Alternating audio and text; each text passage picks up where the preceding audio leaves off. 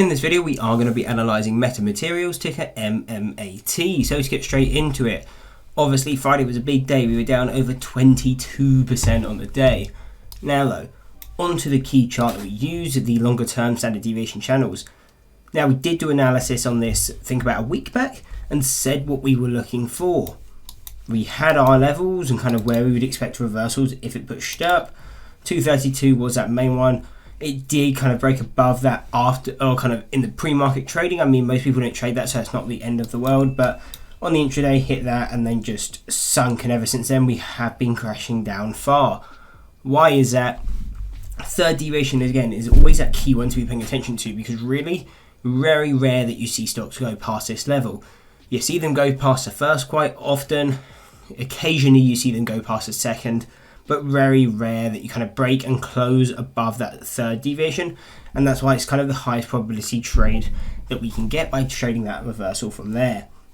So obviously we hit that level, strong downtrend now. We've broken through our first deviations on both the 6 month and the 1 year at $1.50 and $1.43. So we're continuing to fall. Where do we expect to continue?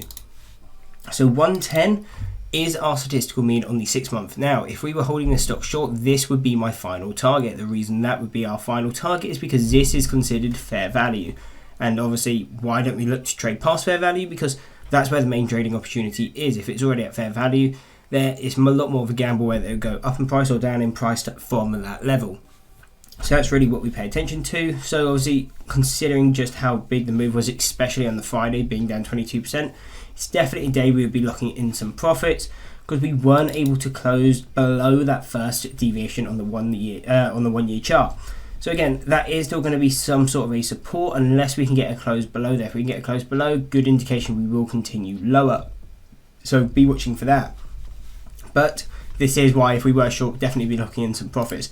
But now what do we see kind of going forward? What would we be paying attention to? So obviously we stated statistical mean at 110 to 85 cents. So again, trade to this level. We don't tend to trade off of them. And the reason we don't trade off of them is, again, it's fair value. So it's a gamble, a lot more of a gamble, which direction it's going to go from there.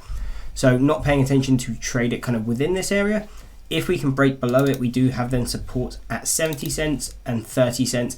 30 cents, if we did push that low, that's going to be a really strong support and could definitely happen. I mean, you go back just kind of 3 months, 2 months back, we were sitting at 60 cents. Considering just how volatile this stock is, it wouldn't be unlikely to see it fall another 50%, say, from there. And if so, there will probably be a really good trading and buying opportunity coming into 30 cents. That's what I'd really be looking for.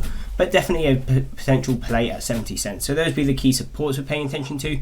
If it ends up kind of bouncing and we start pushing back up, or again, it's just a temporary kind of pullback, we're looking at 150.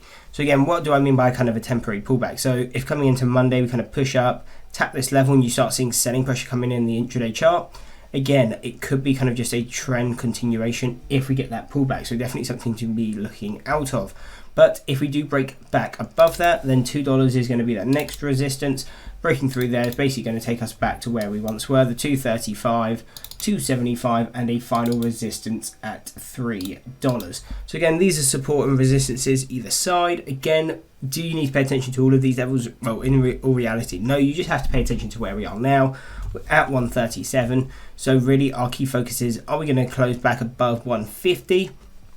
And if so, then we're looking to trade the $2 levels. If we end up touching this level and start selling off again, then we're looking more for a continuation move back down to 110. And like we said before, if we get into the area of 110 to 85, not a level we're really looking to trade, because again, there's just a lot more risk on the table. But if we can push down to 70 cents, that's where we may flip a bit more long bias on it.